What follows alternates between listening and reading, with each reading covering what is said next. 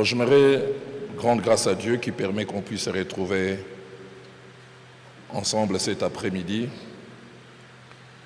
pour partager la parole de Dieu. J'aimerais nous proposer quelques textes qui vont nous servir de point de départ pour partager cette parole que Dieu a placée dans notre cœur le matin, et cet après-midi. Nous lisons 4 passages. Le tout premier, c'est Genèse au chapitre 4. Et nous lisons en 2 temps les versets 19. Et puis nous lisons les versets 23 à 24. Genèse chapitre 4, verset 19. Et puis verset 23 au verset 24e. Je vais lire et puis je vous donnerai les 3 autres passages. Lémec prit 2 femmes. Le nom de l'une était Ada et le nom de l'autre Tsila. Verset 23. Lémec dit à ses femmes, Ada et Tsila, écoutez ma voix. Femme de Lémec, écoutez ma parole. Soulignez ce qui va suivre. J'ai tué un homme pour ma blessure. D'autres versions disent, on m'a blessé et j'ai tué un homme pour cela. Et un jeune homme pour ma meurtrissure. Il dit, une autre version dit, on m'a à peine froissé et je me suis vengé en tuant un jeune homme. Caïn sera vengé 7 fois et Lémec 77 fois. Lisons 2 Samuel au chapitre 13, assez longue lecture, mais très importante. Nous lirons du verset 11 au verset 22. 2 Samuel chapitre 13, du verset 11 au verset 22. Comme elle les lui présentait à manger, il la saisit et lui dit, viens, couche avec moi, ma sœur. Elle lui répondit, non, mon frère, ne me déshonore pas, car on n'agit point ainsi en Israël, ne commets pas cette infamie. Où irai-je, moi, avec ma honte? Et toi, tu serais comme l'un des infâmes en Israël. Maintenant, je t'ai pris par le roi, et il ne s'opposera pas à ce que je sois à toi. Mais il ne voulut pas l'écouter. Il lui fit violence, la déshonora et coucha avec elle. Puis Amon eut pour elle une forte aversion, plus forte que n'avait été son amour. Il lui dit, lève-toi, va-t'en. Elle lui répondit, n'augmente pas en me chassant le mal que tu m'as déjà fait. Il ne voulut pas l'écouter, et appelant le garçon qui les servait, il dit, qu'on l'éloigne de moi cette femme, qu'on la mette dehors, et ferme la porte après elle. Elle avait une tunique de plusieurs couleurs, car c'était le vêtement que portaient les filles du roi aussi longtemps qu'elles étaient vierges. Les serviteurs d'Amon la mit dehors et ferma la porte après elle. Tamar répandit de la cendre sur sa tête et déchira sa tunique bigarrée. Elle mit la main sur sa tête et s'en alla en poussant des cris. Absalom, son frère, lui dit, Amnon, ton frère a-t-il été avec toi? Maintenant, ma soeur, tais-toi.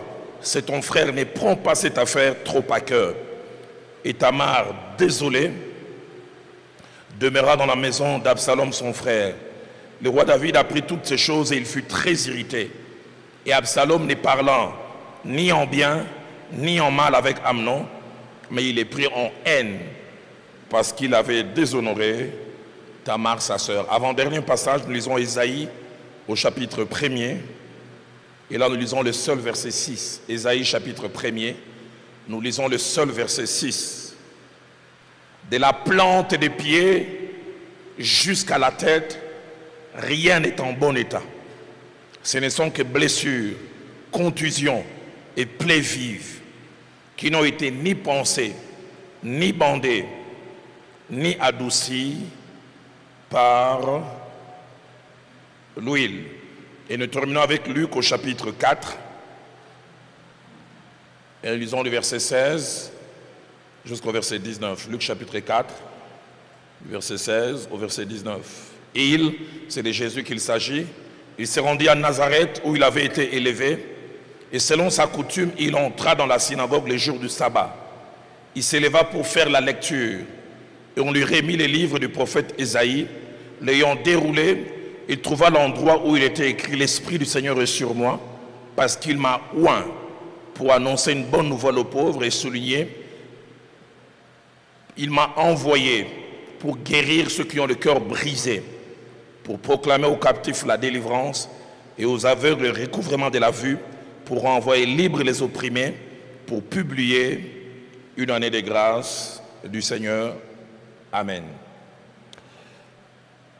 Cet après-midi, nous voudrions, durant quelques minutes, parler sur ce thème ô combien important, la guérison de cœur brisé, un impératif pour une vie épanouie.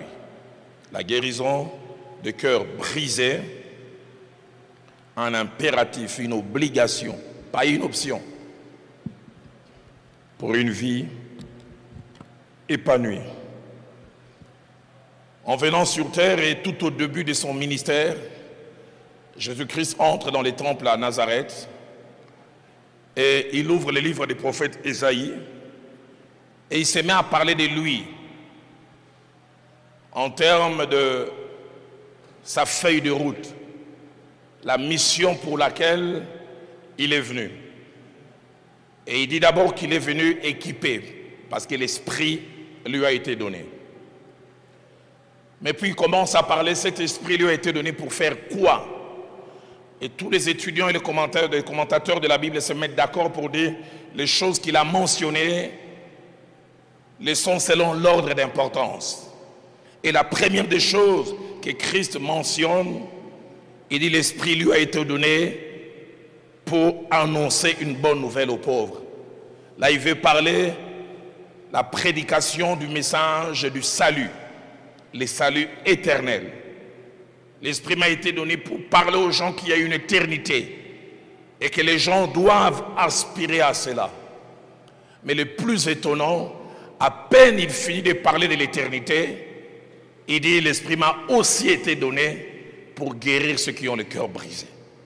Juste après le salut, il place la guérison de cœur brisé. Et le plus étonnant, il les place même avant la délivrance de l'activité démoniaque.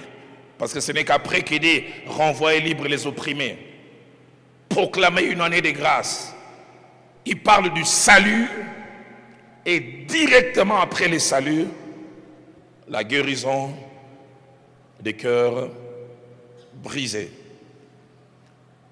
Au travers de cette déclaration de Jésus, quand il dit que juste après le salut, il vient s'occuper des cœurs brisés, Christ veut faire ressortir 4 choses que je vous prie de noter. La première que Christ veut faire ressortir, c'est qu'il reconnaît l'existence d'une partie de l'homme qui est d'une grande importance. Il parle du cœur. Mais le mot cœur là, ce n'est pas ces muscles géants physiques qui pompent le sang dans tout notre corps, appelé cœur. Mais le cœur dont il est question, c'est l'âme, le centre de nos émotions, centre de notre personnalité, là où nos sentiments reposent. Et Christ, comme je dis, il reconnaît l'existence de cette partie de l'homme. Si vous ne le savez pas, l'apôtre Paul nous le montre quand il écrit aux Thessaloniciens, dans 1 Thessaloniciens chapitre 5, il montre que les hommes que nous sommes, vous et moi, nous sommes tripartites. C'est-à-dire nous n'avons pas une seule partie, mais nous en avons 3. Quand il écrit aux Thessaloniciens, 1 Thessaloniciens, au chapitre 5, au verset 23, il dit que le Dieu de paix vous sanctifie lui-même tout entier. Et il explique cette entièreté.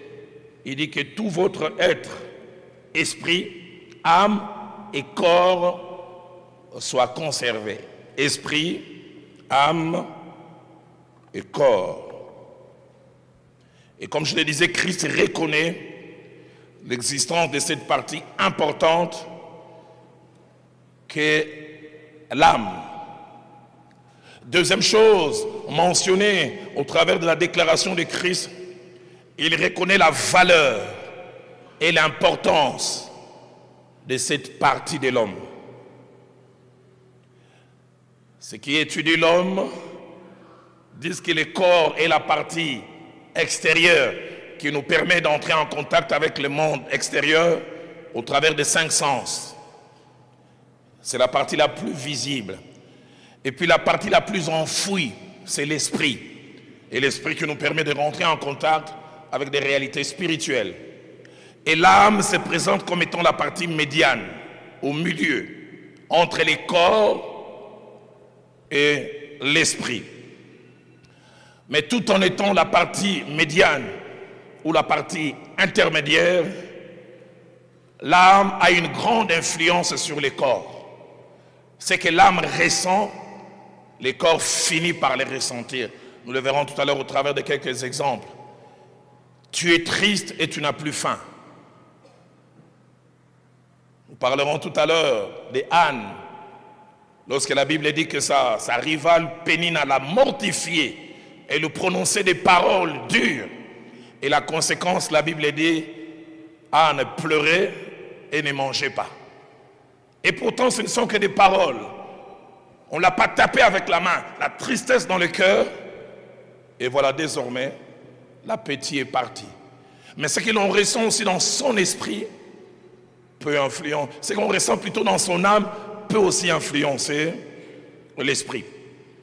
C'est pourquoi les sages, dans Proverbes chapitre 4, verset 23, connaissant la valeur de l'âme ou le cœur, il dit, garde ton cœur plus que toute autre chose, car de lui dépendent les sources de la vie.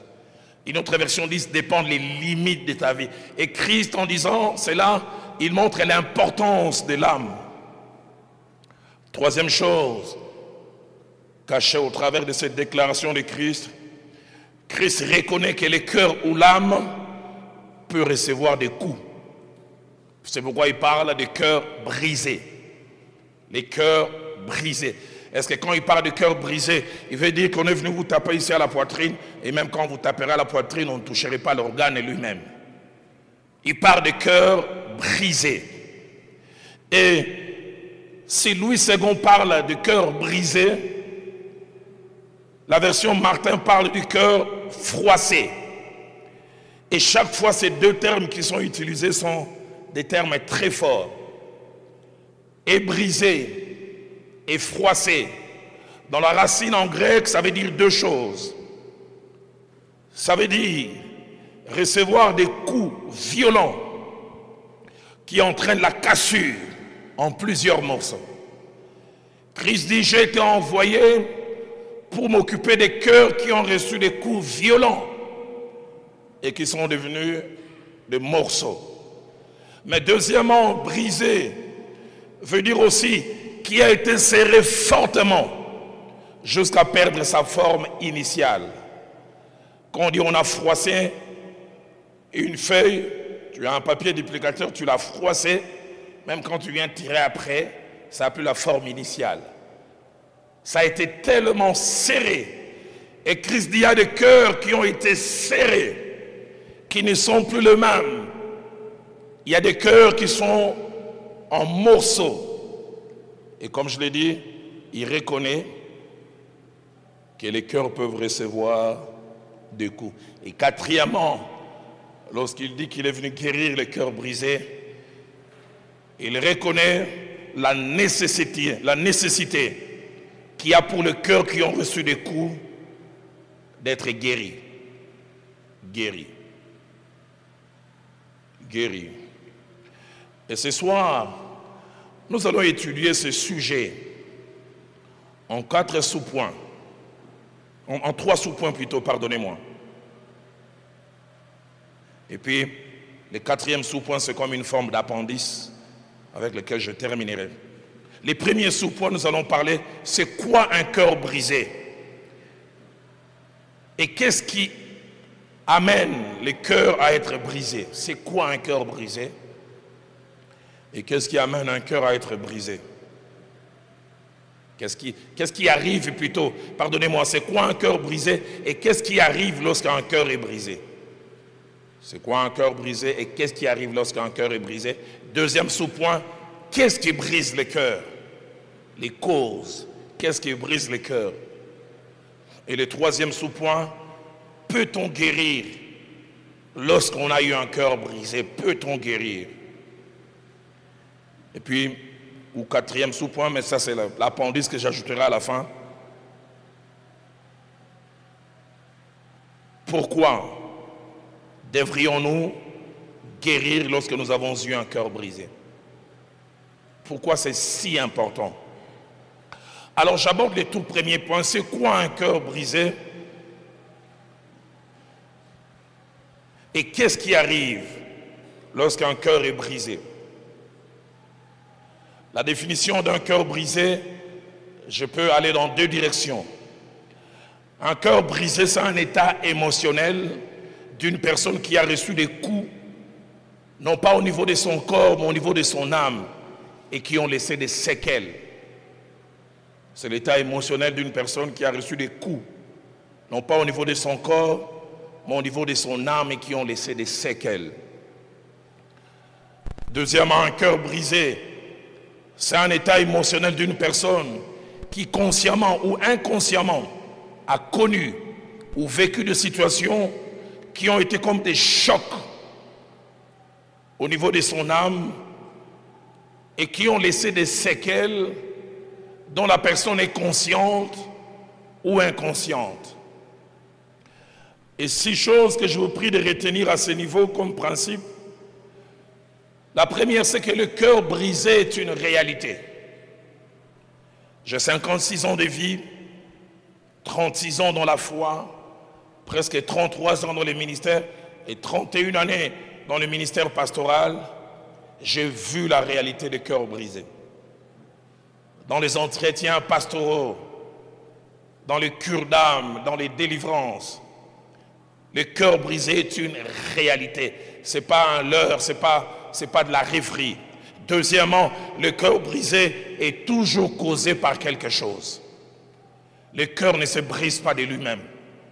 Il y a toujours un agent causal. Troisièmement, le cœur brisé l'est par des personnes qui nous font mal consciemment, mais des fois inconsciemment. Des gens qui nous font mal consciemment ou inconsciemment. J'en ai parlé quelques fois ici. Il m'a fallu être né de nouveau pour guérir des complexes. J'ai grandi avec 2 grands complexes. Premièrement, les complexes de ma tête que j'estimais trop grande. Et deuxièmement, les complexes de mes yeux. Mais le comble, c'est que ces complexes, la personne qui les a placés en moi, c'est ma propre mère. Tout petit, il veut m'envoyer, écoute Roland, va me chercher telle chose, mais je voulais tellement suivre la télé, voir quelque chose. Et puis quand elle me voyait, elle ne me disait même pas des gros yeux, elle me faisait ça. Elle savait les dire des fois à la manière des Quinois. Vous savez, les Quinois, on dirait comme ils ont des dictionnaires, des doctorats en injures. Des fois, elle me disait, Missouma Vondro. Je n'avais pas conscience que j'avais des trop grands yeux, mais c'est elle. Elle me faisait mal, elle n'avait pas l'intention de me détruire. Mais elle ne savait pas comment ça me faisait mal. Et un ami disait, en termes d'injures, des fois il y a apaisement quand on t'a injurié puis tu reprends aussi. Mais le problème avec les parents, eux seuls ont le droit de vous injurier et vous ne reprenez pas. Ça te calme un peu quand on te dit, tout le monde est nettoyé, c'est ma colomiquée. Mais avec les parents, eux seuls ont le droit de dire ces choses. Et je me souviens plus tard, quand je commençais à grandir, 5e, 6e primaire, quand les amis ont commencé à me dire que j'avais des très grands yeux et que j'étais vilain, pour moi, ce n'était qu'un rappel. Parce que quelqu'un à la maison me l'avait dit. Quand j'ai reçu Christ comme Seigneur et Sauveur, je suis allé voir ma mère. J'ai parlé avec elle. Elle a eu mal. Elle me disait, mais Roland, je ne voulais pas te faire mal. J'ai dit, tu n'as aucune idée combien tu m'avais fait très, très mal. Les complexes qui sont nés en moi, c'est elle qui était l'auteur. Et j'ai fait ce travail. Vous savez, nos mamans, des fois, elles ne veulent pas te faire mal. Tu es né avec une denture qui n'est pas bien, elles ne te jurent même pas. Il dit, Angalia. Kama. Ça. Et des fois, il te dit rien, tu fais ça. Hein?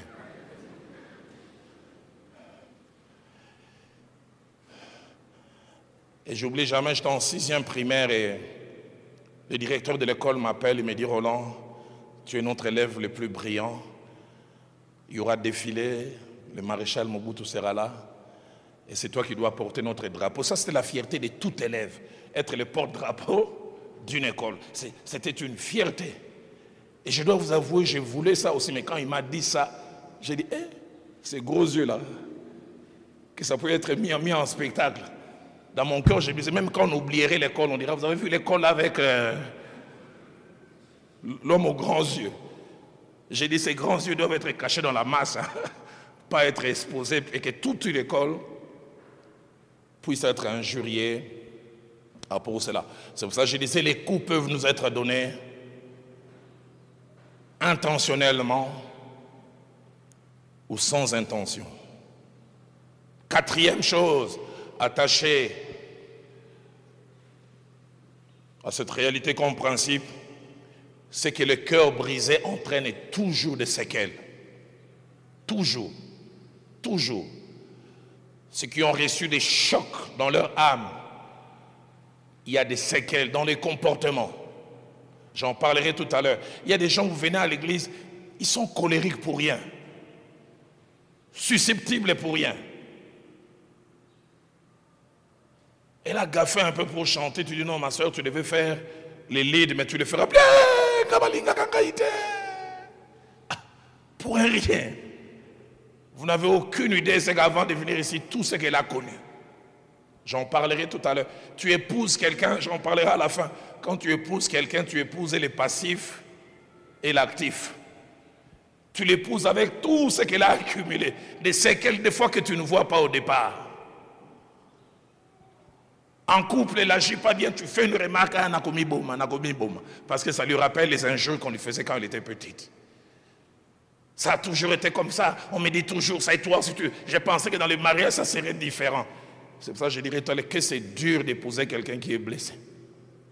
Un mari blessé, une femme blessée, qui a des cœurs brisés. 5e chose, c'est que les séquelles d'un cœur brisé, on peut en être conscient, mais aussi on peut ne pas en être conscient. Qu'il y a des gens qui ont des cœurs brisés et qui ne les savent pas. Et puis enfin, 6e, si tous les cœurs brisés ont reçu des chocs, qui ont laissé des chocs, qui ont laissé des séquelles, c'est que les séquelles peuvent avoir différentes ampleurs. Tous, on peut recevoir des coups qui font que nos cœurs soient brisés, mais ça peut avoir différentes ampleurs et différentes conséquences.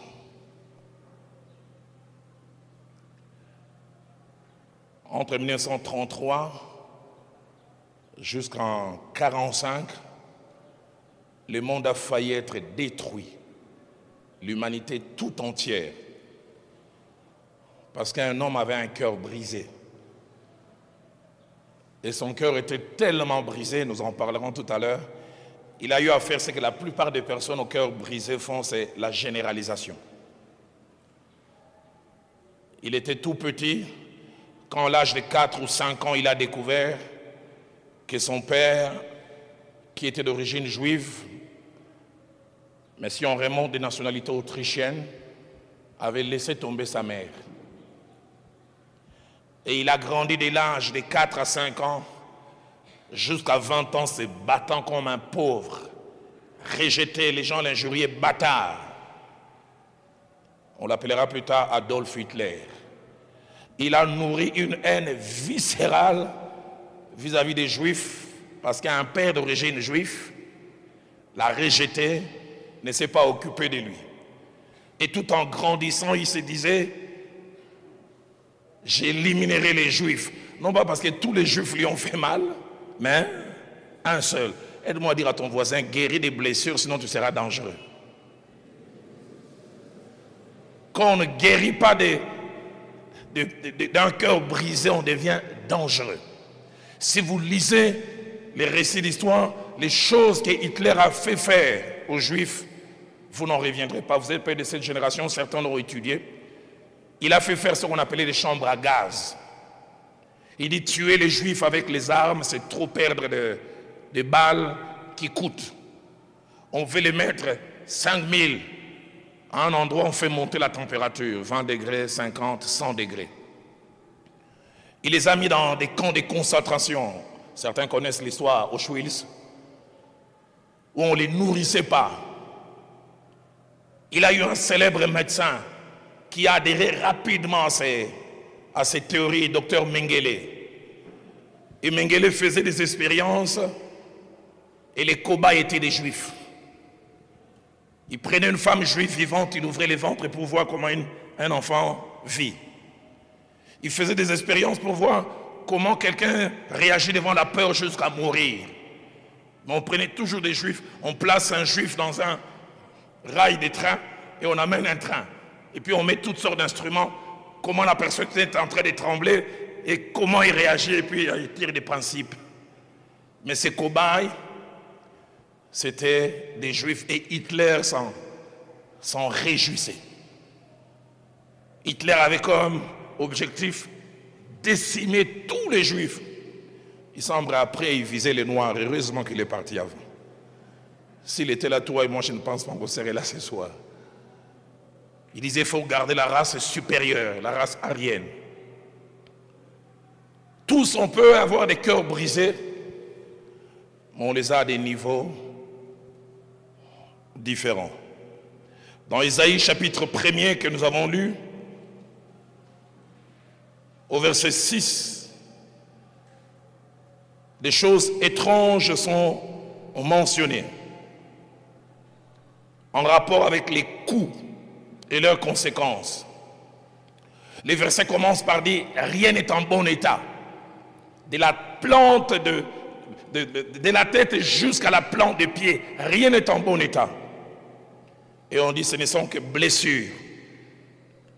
Et quand on dit blessure, c'est-à-dire la peau s'est ouverte. Deuxième terme qu'on utilise, contusion. Quand on parle de contusion, c'est-à-dire la plaie est intérieure, mais au-dessus ça ne fait qu'un gonflement. Et puis on utilise un troisième terme, plaie vive. Tous ces trois sont des conséquences des coups. L'un a des blessures, l'autre a un gonflement, contusion, mais une troisième personne, on parle des plaies vives. La peau totalement ouverte. La version française courant parle des blessures, des traces de coups et des plaies ouvertes. La version Free Martin parle des blessures, meurtrissures, mais parle aussi des plaies infectées. Certains ne sont pas simplement blessés. Ils ont des plaies infectées dans l'âme.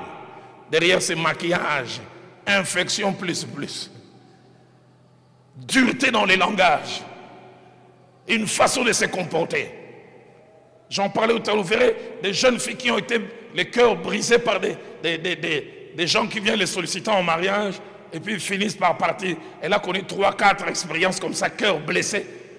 Et tu viens la 5e fois, tu vas subir les foudres. Tu commences tellement à t'intéresser à ce que je peux te parler. Vous commencez toujours comme ça. Cette agressivité, en fait, ce n'est pas toi. C'est tout ce qu'elle a connu. Elle te fait payer. Blessure, contusion et plaies vives. Et ces contusions, ces plaies vives entraînent une conséquence que je venais de mentionner tout à l'heure. Isaïe chapitre 6, chapitre 1, verset 6, par des conséquences. Parce que quelqu'un est blessé, écoutez ce qu'il dit, de la plante des pieds jusqu'à la tête, rien n'est en bon état. Rien ne marche à cause de ces coups, à cause de ces blessures. C'est Louis II dit, rien n'est en bon état. La version Martin dit, rien n'est entier. Il y a des gens qui sont des lambeaux, des morceaux. La version Darby dit, rien n'est sain en lui. C'est-à-dire, rien ne fonctionne normalement. La version française courant dit, rien n'est intact. Et toujours Isaïe chapitre 1er, verset 6, c'est un passage très important. Pourquoi rien n'est en bon état? Pourquoi tout est en morceaux? Il utilise encore 3 termes. Il parle d'absence de pansement. Parce qu'il a des plaies qui n'ont pas été pansées. Il y a eu des plaies, mais il n'y a pas eu de pansement. Quand on parle de pansement, on vient d'abord s'occuper de la plaie en enlevant toutes les choses négatives. On met l'alcool, on met du mercurochrome. Et puis il dit de 2, non seulement absence de pansement, absence de bandages. Des plaies qui n'ont été ni pansées, ni bandées. Le bandage permet de couvrir soit une plaie, ou soit d'immobiliser un membre qui a reçu un choc, enfin qu'il retrouve sa force. Et 3e terme qu'il utilise, absence d'adoucissement ou de calmant. Des plaies qui n'ont été ni pansées, ni bandées, et ni adoucies. Et il utilise un terme sur lequel je reviendrai à la fin, par l'huile. Et là déjà, l'huile, c'est le symbole du Saint-Esprit. Pas de guérison de cœur brisé sans le Saint-Esprit. C'est l'Esprit de Dieu capable de guérir le cœur brisé, capable de le faire.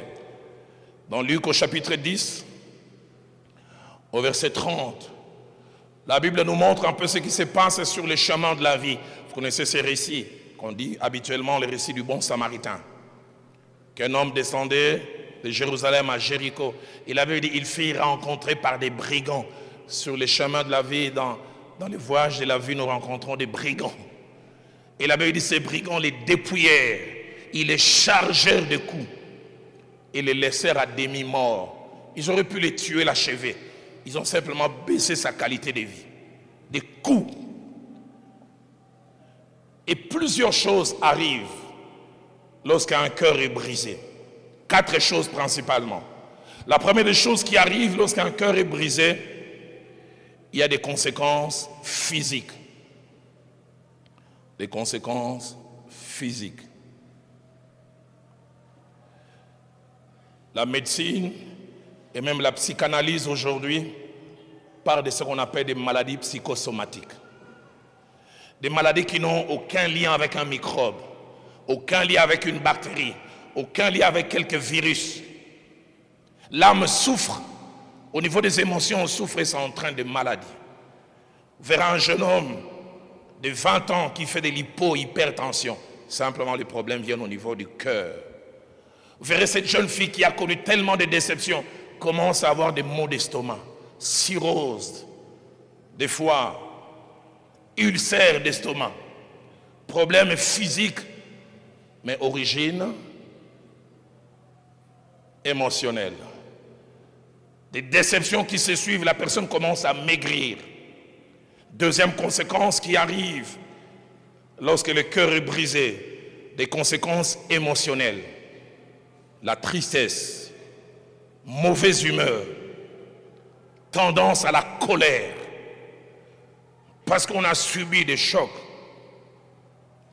Dans 2 Samuel chapitre 13, verset 19, verset 20, chaque fois que je lis cette histoire, je dis, Seigneur, que de telles choses n'arrivent pas à mes filles. Elle s'appelait Tamar, une jeune fille qui rêvait de vivre une vie paisible, jusqu'à ce que son demi-frère Absalom, Amnon plus tard, commença à s'amouracher d'elle. Et c'est sûr, elle a su cela. Les jours où Amnon l'invite, il veut aller avec, il dit non, faisons les choses dans les règles de l'art.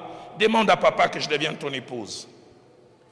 Mais Amnon n'a pas voulu l'écouter. La Bible dit Amnon la violenta. Mais quand Amnon a fini, la Bible dit à la place de l'amour fou, parce qu'Amnon devenait presque malade, c'est l'aversion et les rejets. Faites sortir cette jeune fille. Et la Bible dit 2 choses concernant Tamar. La première, elle poussait des cris. Elle avait mal, non pas physiquement, mais elle avait mal émotionnellement. Et la deuxième, au verset 20, la Bible dit, elle était désolée. L'original dit, elle était courbée. La brillance de Tamar est partie parce que quelqu'un lui a volé l'essentiel, sa virginité, et l'a jetée à la poubelle. Et puis après, on dit qu'elle était enfermée. Désormais, elle a honte, elle est complexée, elle ne veut plus sortir. Elle a pris même sa robe de plusieurs couleurs, qui était la fierté de la virginité, elle a déchiré ça. Conséquence émotionnelle. Troisième conséquence qui arrive lorsqu'on a un cœur brisé, c'est conséquences comportementales. Les conséquences qui touchent les comportements, la dureté. Des gens qui sont durs. Elle a 17, 18 ans, mais elle est dure avec les gens. Elle a des paroles tranchantes, dures. Un jour, j'ai géré un problème de couple. Les maris, ils avaient 3 ans de mariage. Il dit, pasteur, je commence à regretter ce mariage. Il dit, ma femme est tranchante. Quand elle parle, elle a tendance à abaisser. Qu'est-ce que je lui ai fait? Et plus tard, quand j'ai pris cette jeune femme, 3 jours de cure d'âme, j'ai découvert son passé. J'ai dit à cet homme, je comprends ta tristesse, mais tu devais plutôt faire montre de compréhension et de compassion vis-à-vis d'elle. C'est vrai, tu es sa victime, mais elle aussi, elle est victime.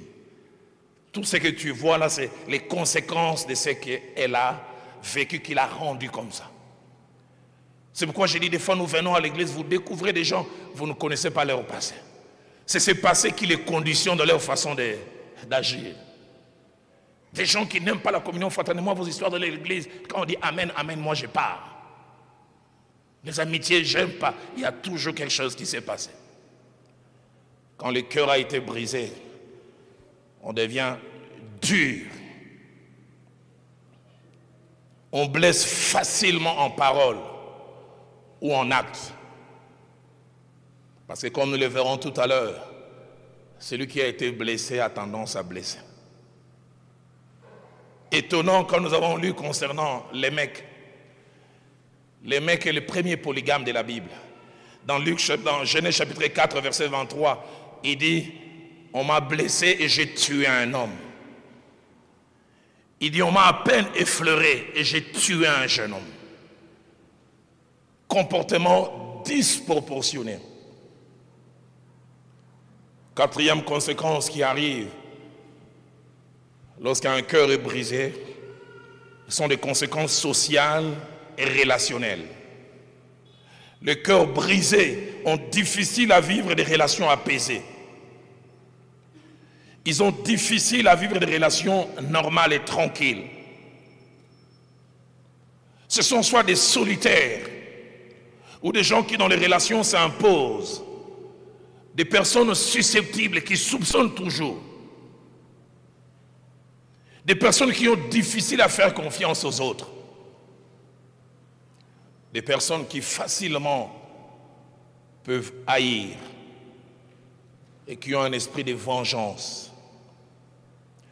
Dans 2 Samuel chapitre 13, verset 22, et je toucherai ça à la conclusion tout à l'heure, pour vous montrer combien quelquefois nous avons des cœurs brisés, non pas parce qu'on nous a fait mal directement, mais parce qu'on a fait mal à quelqu'un qui est attaché à nous.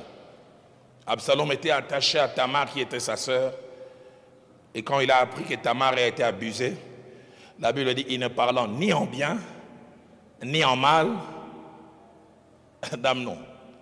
Désormais indifférent. Quand Amnon le voit, bonjour Absalom. Dans le cœur, il dit, Makamosala. Et la Bible ne s'arrête pas là. Non seulement qu'il ne parla ni en bien, la Bible dit, il est pris en haine. Et quand quelqu'un a de la haine, ça se voit. Quand les gens sont en train de vanter Amnon, mais pourquoi vous les vantez? Qu'a-t-il de si spécial? On dit de l'abondance du cœur, la bouche parle. Avez-vous été blessé? Avez-vous un cœur brisé? Aidez-moi à poser la question à votre voisin. Es-tu un cœur brisé?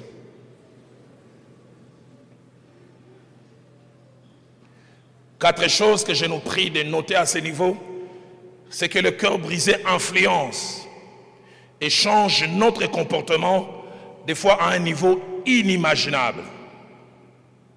et peut avoir des conséquences à la fois en nous et tout autour de nous. L'un des hommes que la Bible présente comme étant un homme au cœur brisé, il s'appelait Nabal, le mari d'Abigail. Dans Samuel chapitre 25 au verset 3 ainsi qu'au verset 17, quand la Bible parle du couple de Nabal et d'Abigail, on dit que cette femme était belle de figure et très sage. Mais la Bible parle de Nabal, on dit qu'il était méchant et dur dans ses actions. Très dur, méchant. Et une autre version dit même qu'il était d'une méchanceté gratuite. Nabal ne te lui fait rien, mais il te fait très mal.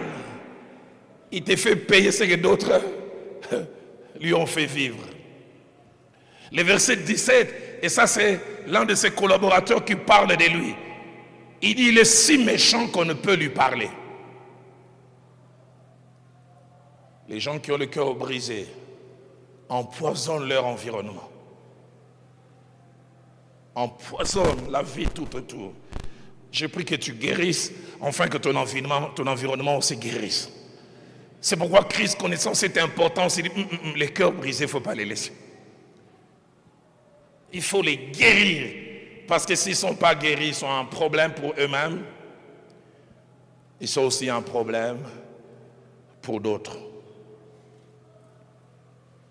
Deuxième chose, sur le chemin de la vie, nous rencontrerons des gens dont nous découvrons leur aujourd'hui et leur façon d'être et de faire aujourd'hui, sans savoir que leur façon d'être et de faire aujourd'hui est influencée par des chocs qu'ils ont reçus hier. Et comme je le disais tout à l'heure, des fois nous rencontrons des gens qui agissent mal.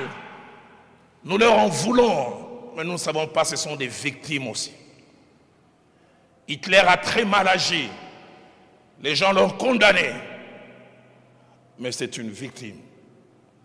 J'ai lu cette biographie d'un des tortionnaires d'Hitler. On l'appelait Monsieur le Diable, un tortionnaire. Quand il faut torturer, c'était lui le spécialiste, il n'avait que 22 ans. Et on relate l'histoire que Hitler était en train de se promener vers les années 38-39. Il a vu un jeune homme de 16 ans, toujours avec son chat.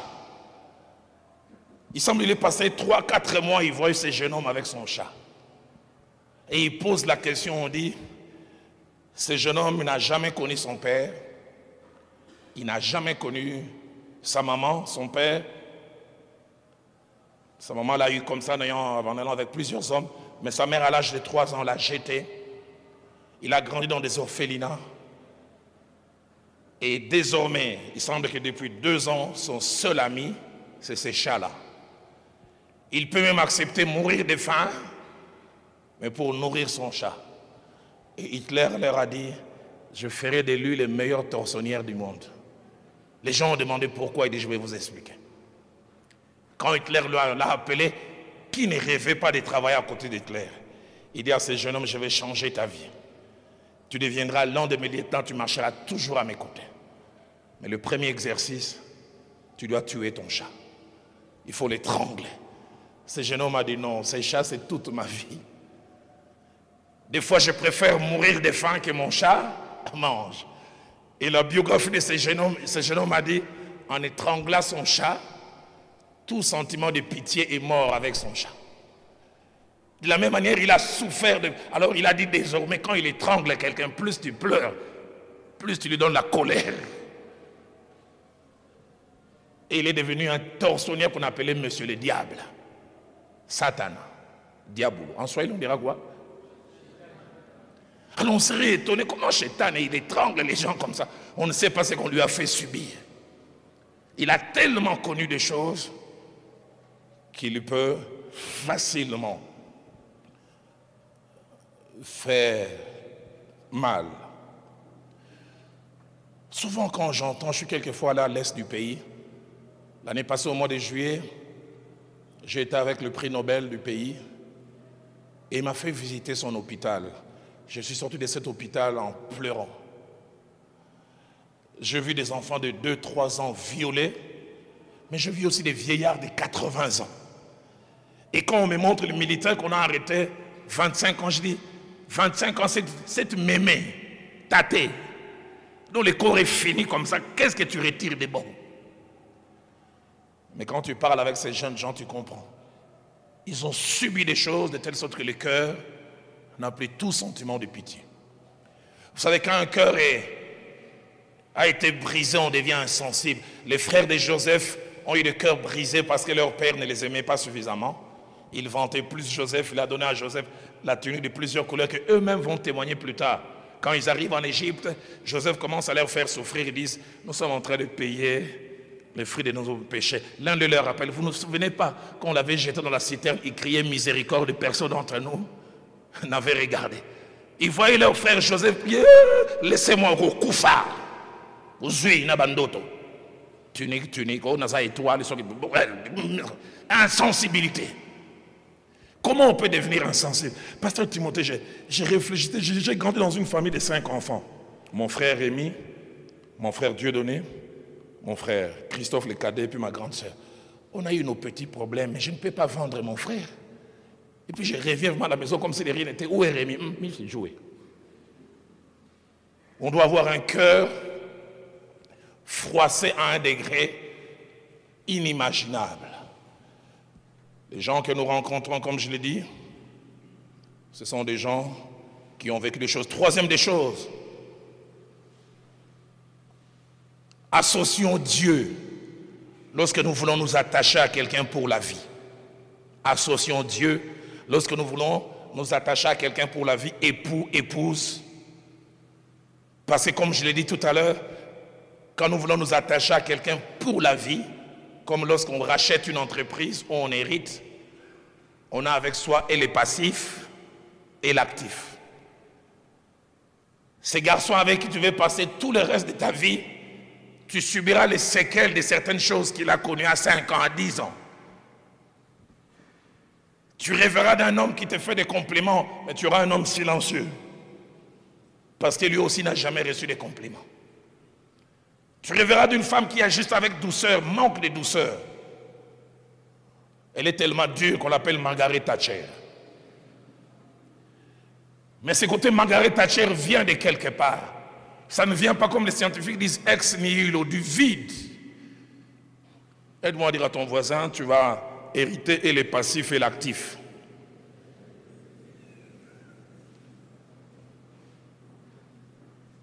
Quatrième chose, les personnes au cœur brisé ne sont pas faciles à vivre, pas faciles à gérer. En amitié, en amour, même dans le milieu du travail. J'ai vu même dans les ministères. Je me souviens d'un jeune homme difficile à vivre, mais plus tard j'ai appris. Ses parents ont divorcé, il avait 4 ans. Il a vécu entre les mains des marâtres qui l'ont fait souffrir. Et ça accompagne, même il est dans les ministères, mais on voit des séquelles. Que des gens nous recevons ici à l'église avec tous les poids de leur passé. Vous verrez certaines personnes qui veulent beaucoup s'affirmer. En général, on dit les gens qui ont un complexe d'infériorité ont tendance à créer un complexe de supériorité. Il veut se faire voir. Et des fois aussi, les gens qui sont blessés, ils ont une ambition qui naît de frustration. L'ambition en elle-même est une bonne chose, mais la base, on m'a injurié, bâtard. Je vais réussir et ils verront ce qu'un bâtard peut faire. L'ambition est bonne, mais les motivations, et vous verrez telle personne, il a réussi, il a l'argent, tu viens même lui demander $5, il te donne un cours d'économie. Bon, vous avez passé.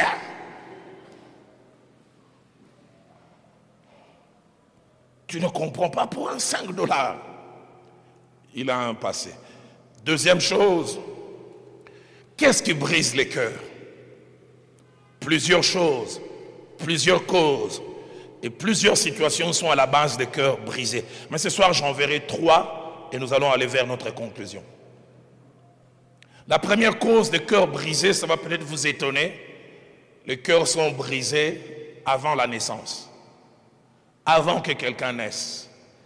C'est pourquoi vous qui n'êtes pas encore mariés, ou vous qui l'êtes, ou qui à peine devenez mariés, je vous en supplie autant que vous pouvez, gérez votre femme enceinte bien. Parce que si vous ne la gérez pas bien, ce n'est pas seulement elle qui aura un problème, c'est d'abord cet enfant et plus tard toute la société. Il y a des cœurs qui sont brisés avant la naissance. Les scientifiques ont prouvé aujourd'hui que tout ce qu'une femme enceinte ressent, émotions positives ou négatives, ça influence l'embryon ou l'enfant. Tout ce qu'une femme, mais ils ont découvert ça tardivement. La Bible en parle déjà. Luc chapitre 1er verset 44. Marie vient de recevoir la révélation qu'elle allait être la mère de Jésus-Christ. Elle court avec empressement rencontrer Élisabeth. Et à peine les deux se rencontrent, la joie qu'Élisabeth avait, l'avait dit l'enfant qui est dans le ventre fit quoi? Tressaillit. Joie extérieure, joie aussi intérieure. Et les scientifiques l'ont dit, plusieurs livres ont été écrits dessus maintenant. Tout ce qu'une femme enceinte ressent, émotions positives ou négatives, influence et influencera l'enfant. Vous aurez un enfant têtu, un enfant dur, un enfant bagarreur. Posez-vous la question, comment sa maman a-t-elle vécu la grossesse? Toujours en pleurs, le mari qui injurie. Dans Genèse, au chapitre 16, versets 6 à 12, la Bible nous montre deux choses concernant Ismaël. La première, c'est que sa mère a souffert durant sa grossesse. Saraï était en train de la maltraiter. Saraï l'a maltraitée. Et plus tard, on l'a chassée même dans le désert. Ouf, je suis étonné par ce que le verset 12 dit. Écoutez ce que la Bible dit, comment sera cet enfant? La Bible dit, il sera comme un âne sauvage. Sa main sera contre tous. Et il habitera en face de ses frères. C'est-à-dire que ça sera un isolé.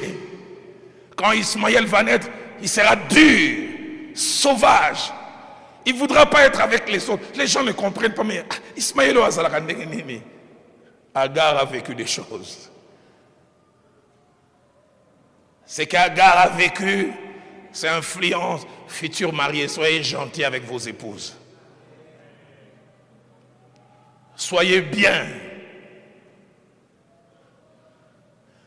Sinon, tu nous donneras un Raïs Mutomboki. Tu nous donneras un Hitler. Tu nous donneras un autre docteur Mengele. En deuxième graduat, j'ai eu un cours de criminologie. Je n'étais même pas encore chrétien affermi. Je commençais à faire mes premiers pas dans la foi. C'est là où j'ai commencé à voir la relation qu'il y avait entre la famille et la vie en société. Sur 100% des criminels, 95% les sont dus à cause de choses qui n'ont pas marché en famille. Des enfants dont les grossesses n'ont pas été reconnues, des enfants fruits du divorce. Je le dis souvent, le divorce peut être une solution entre parents qui ne s'entendent plus, mais un début de problème inimaginable pour les enfants. Surtout plus ils sont petits. Pourquoi? Parce qu'un père biologique, ça ne se remplace jamais. Une mère biologique, ça ne se remplace jamais.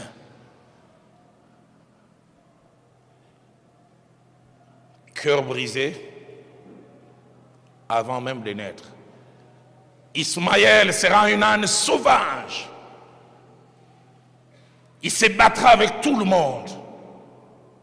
Il sera un solitaire. Deuxième cause de cœur brisé, c'est l'enfance. L'enfance, entre une année révolue et 14 ans. C'est la période la plus importante de la vie. Et même la Bible reconnaît cela en disant « Instruis l'enfant selon la voie qu'il doit suivre, Et quand il sera grand, il ne s'en détournera point. L'un des grands stratèges communistes, Staline, parlant avec l'un des stratèges, il a prononcé cette phrase qui a fait le tour du monde. Il a dit, donnez-nous vos enfants avant qu'ils aient 6 ans et nous en ferons des communistes toute la vie. Parce qu'ils savent que c'est à cette période de la vie que la personnalité se forme. Et c'est durant cette période aussi fragile que les cœurs sont brisés et les séquelles suivent toute la vie. Genèse 8 au verset 21 dit, les pensées du cœur de l'homme sont mauvaises dès sa jeunesse. Il dit, vous trouvez quelqu'un mauvais aujourd'hui, il n'est pas devenu mauvais aujourd'hui. Les huiles qui fabriquent l'homme mauvais aujourd'hui, c'est sa jeunesse. 1 Samuel 17, verset 33, quand on regarde Goliath en train de vouloir se battre, on dit c'est un homme de guerre de sa jeunesse. Ce qu'il maîtrise aujourd'hui, ce n'est pas hier qu'il a appris ça. Ça remonte à une période où il était frêle. C'est à ce moment-là que ces choses ont commencé à prendre place dans sa vie. Psaume 89, plutôt 88, au verset 11. Le psalmiste dit, je suis malheureux et moribond dès ma jeunesse. Une autre version dit, je suis de mauvaise humeur.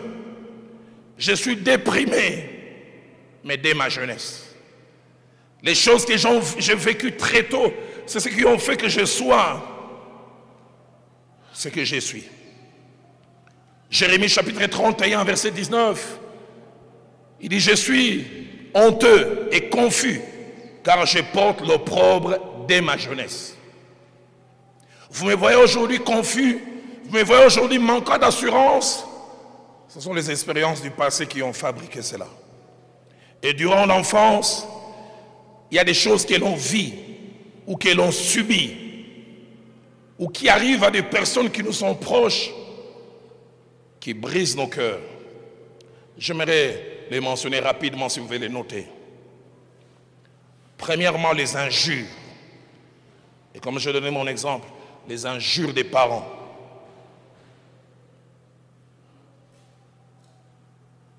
Quand j'enseigne aux parents, je dis n'utilisez jamais l'injure pour corriger un enfant. Que des enfants complexés parce que les parents les injures. Et deuxièmement, les humiliations et les abaissements. Humiliation.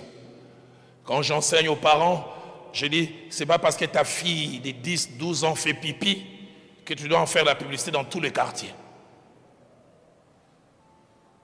Elle est en train de jouer avec les amis, tu lui avais demandé de faire un travail. Hé, toi, tu ne fais que jouer, allez, va enlever ton lit là, Régine des eaux. Elle perd sa valeur devant les gens devant lesquels elle levait les yeux, tout le monde sait qu'elle est le produit de l'eau. Humiliation.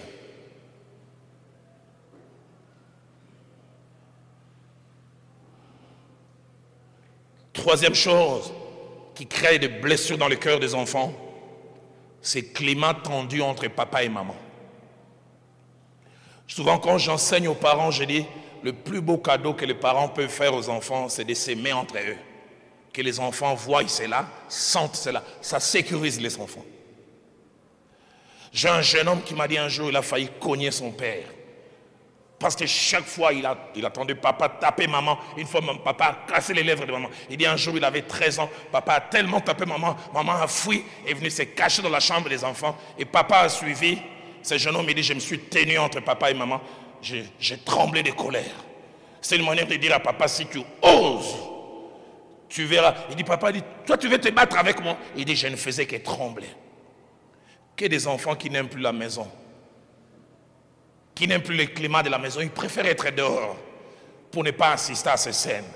J'ai parlé souvent avec des jeunes. Un jeune homme m'a dit, si le mariage c'est ce que je vis entre papa et maman, j'en veux pas. Climat tendu, injure.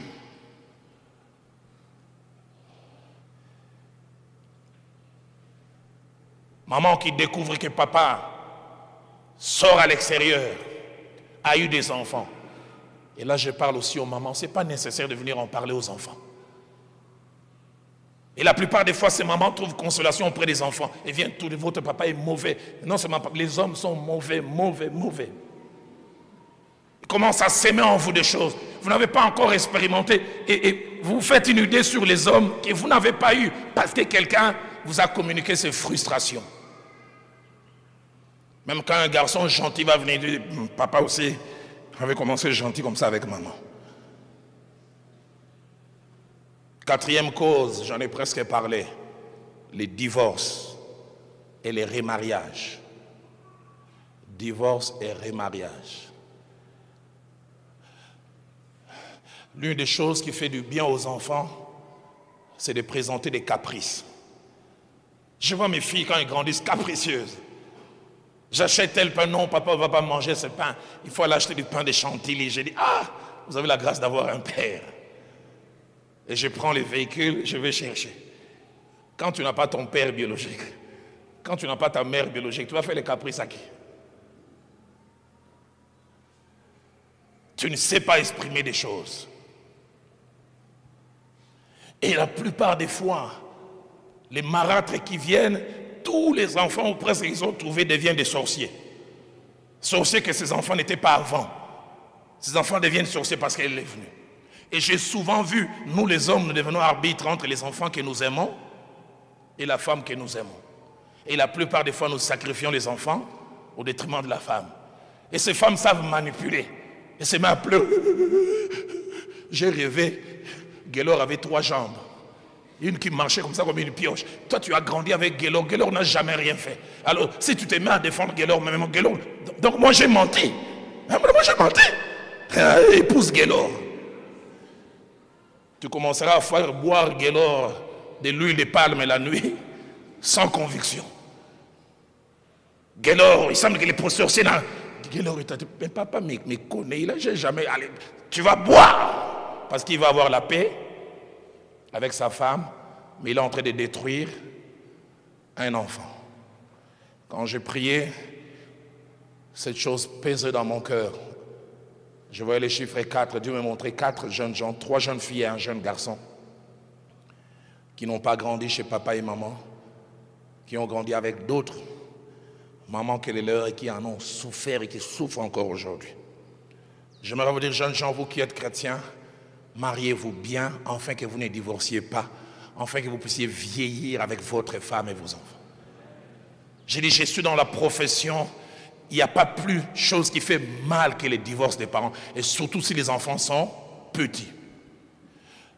Un pasteur qui était chez nous, qui dirige maintenant l'une de nos églises, très loin, il est de 4 ans plus âgé que moi. Il en a voulu à son père et à sa mère d'avoir divorcé.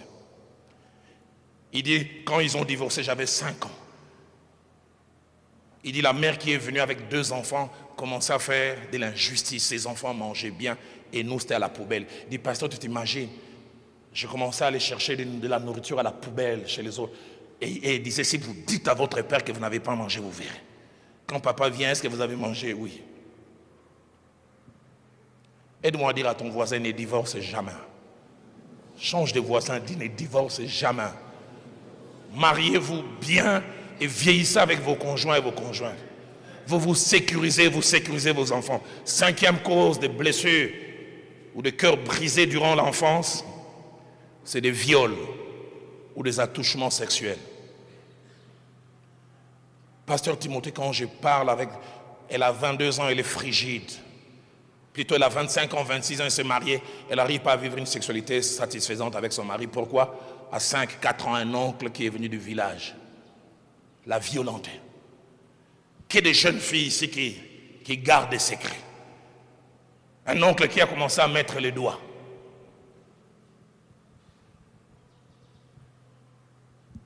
Des fois, j'ai dit souvent aux gens, pour héberger quelqu'un d'autre chez moi, je dois consulter Dieu. Il y a des gens que vous hébergez qui viennent détruire vos enfants. J'ai parlé un jour avec un jeune homme.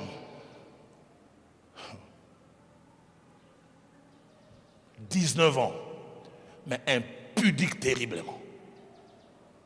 Impudique. Il ne sort qu'avec des femmes d'un certain âge. On lui posait des questions, il ne disait rien. Un peu comme j'ai enseigné cette semaine, jusqu'à ce qu'un jour, alors que l'on priait, parole des connaissances. Quand il avait 11 ans, sa tante qui était veuve, très jeune à l'âge de 28 ans, est venue habiter chez eux. c'est sa tante qui l'a initié à la sexualité à 11 ans. On tue l'innocence de cet enfant. À 11 ans.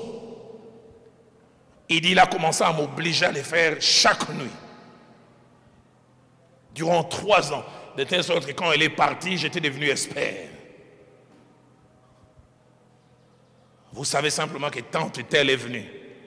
Tante telle est gentille avec. Mais vous ne savez pas que tante est initiatrice. Détruit une vie. Un homme qui est appelé à être l'époux de quelqu'un, il détruit la vie.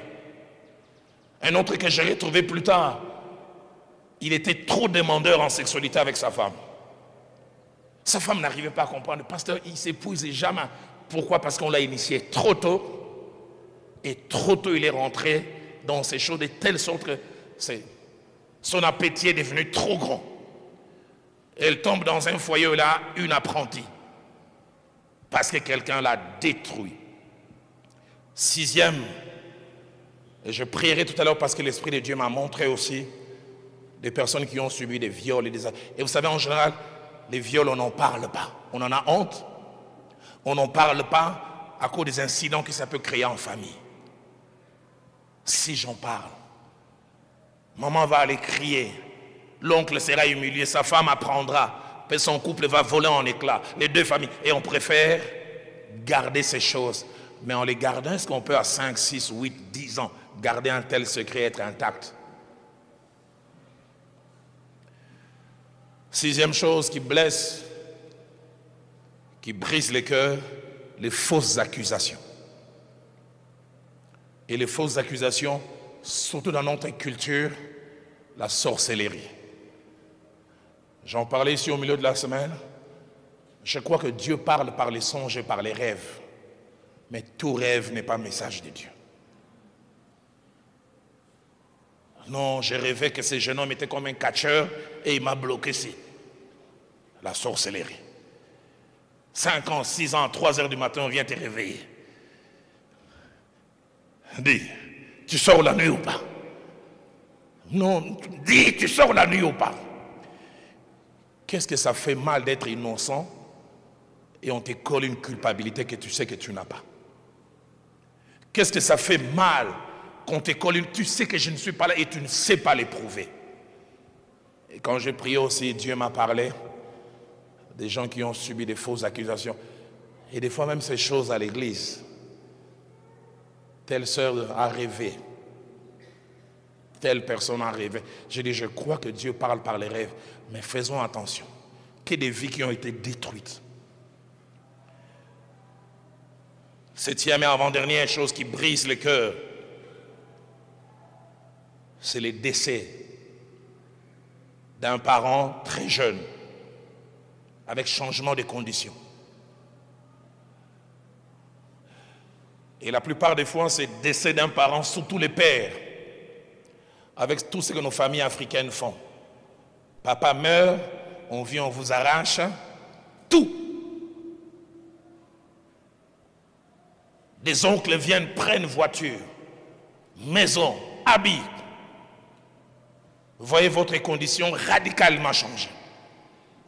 Et vous savez que désormais, vous ne menez plus une vie bien parce que telle personne a pris telle chose. Et j'ouvre une parenthèse pour dire, si vous avez des parents, papa et maman, priez qu'ils restent en vie. Votre sécurité, beaucoup de choses dépendent aussi de leur longévité. Que des enfants dont la condition de vie a changé simplement parce que papa est parti. 8e et dernière cause, c'est les rejets. Le fait d'être rejeté. Et je le disais tout à l'heure, rien ne remplace un père et une mère. Papa meurt, maman meurt, tu deviens comme une marchandise. Aujourd'hui chez tel oncle. Ah non, il est impoli, encore. Quand nous lisons Juge chapitre 11, versets 1 à 6, nous voyons la douleur de Jephthé.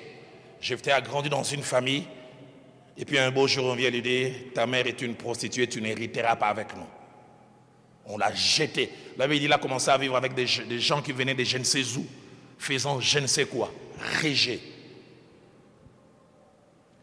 Les rejets fait très très mal. 3e cause, avant que je ne conclue tout à l'heure, ce sont des expériences connues durant la jeunesse. Et là, je parle de la période là des 14 à 24 ans. Et quand je parle de cette période, je touche deux réalités, surtout que vous êtes jeunes. Premièrement, les sentiments amoureux et les émotions. Faites attention. C'est pourquoi j'aime quand Cantique des Cantiques, au moins 3 fois, Cantique des Cantiques, chapitre 2, verset 7, chapitre 3, verset 5, et chapitre 8, verset 4, dit « Ne réveillez pas l'amour avant qu'il le veuille. » Ne réveillez pas l'amour avant qu'il le veuille. La plupart des jeunes gens ont été blessés par la gestion des sentiments amoureux. À 15, 14 ans, tu t'ouvres à un jeune homme, il te connaît sexuellement, il te laisse tomber. Tu t'attaches à un jeune homme, vous étudiez à l'université, ton argent de poche, tu prends quasiment les 3/4 et tu lui donnes. C'est toi qui payes son minerval, c'est toi qui l'aides à s'habiller. Et puis quand il est dans de bonnes conditions, il te laisse tomber. Aimer au bon moment et aimer la bonne personne. Tu l'as aimé, il t'a laissé tomber. Tu lui as donné ton corps, il en a abusé, il en fait même la publicité dehors. Deuxième des choses qui dérange durant cette partie de la vie, c'est la trahison ou l'abus de confiance. Une amie t'a volé un fiancé. Tu lui as présenté quelqu'un et puis il a commencé à aller avec. Tu as confié des secrets à quelqu'un, il en a parlé dehors.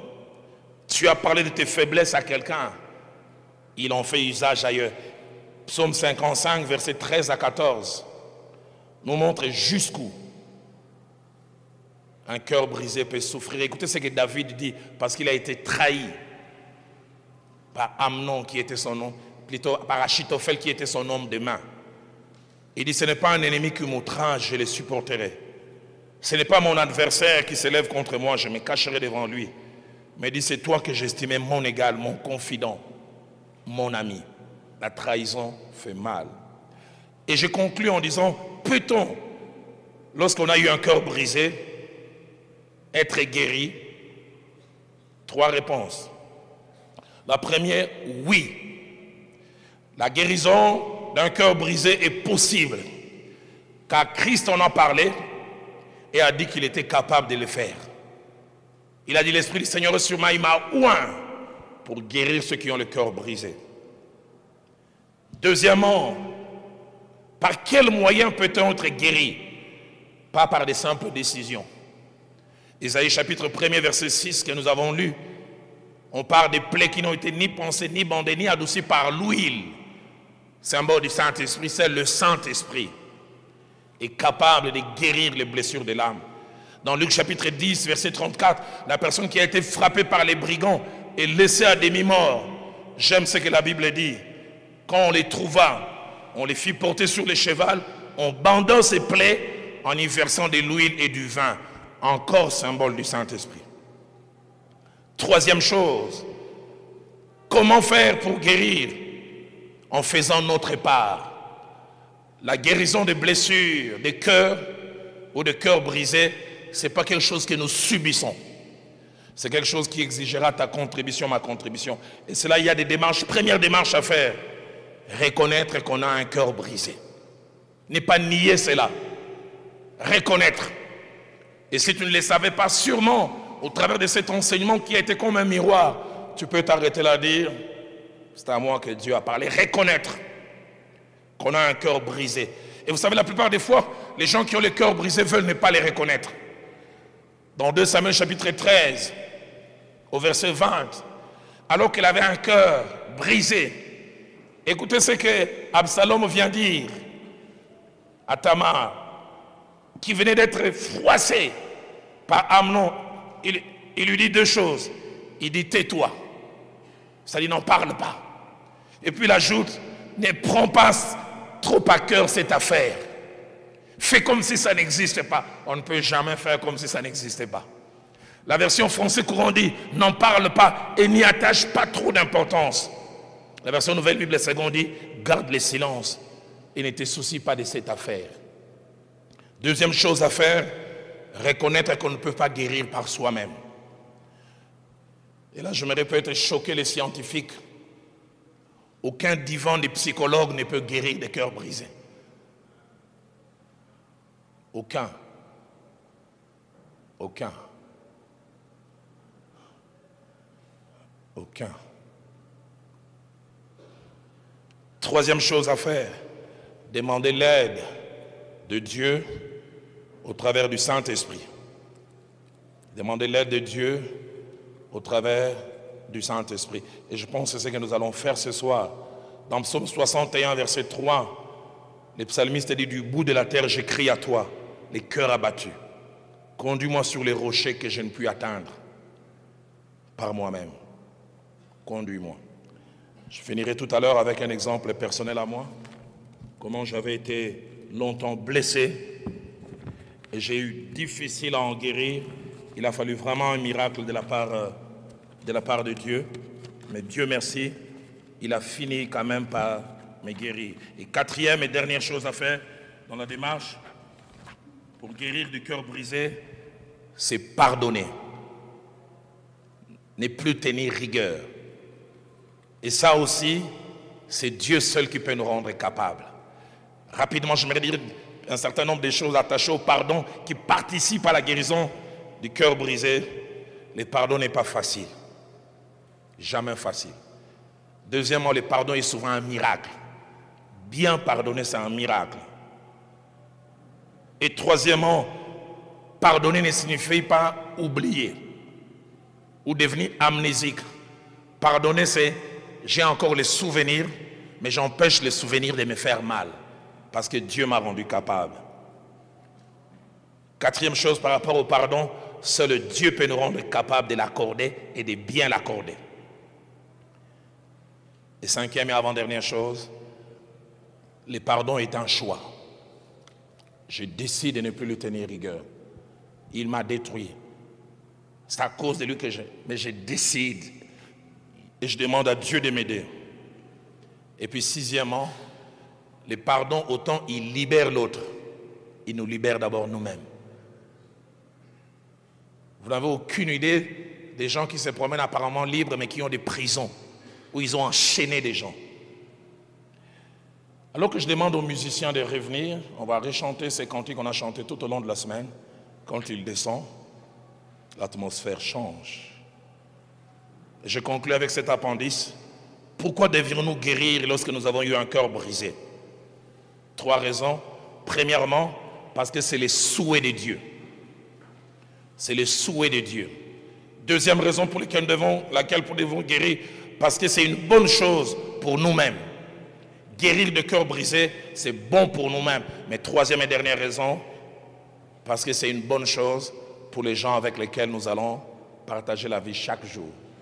Si nous ne guérissons pas, ces choses peuvent nous suivre. J'aimerais vous demander de m'accorder 7 minutes, pas plus. Et je vais nous libérer tout à l'heure.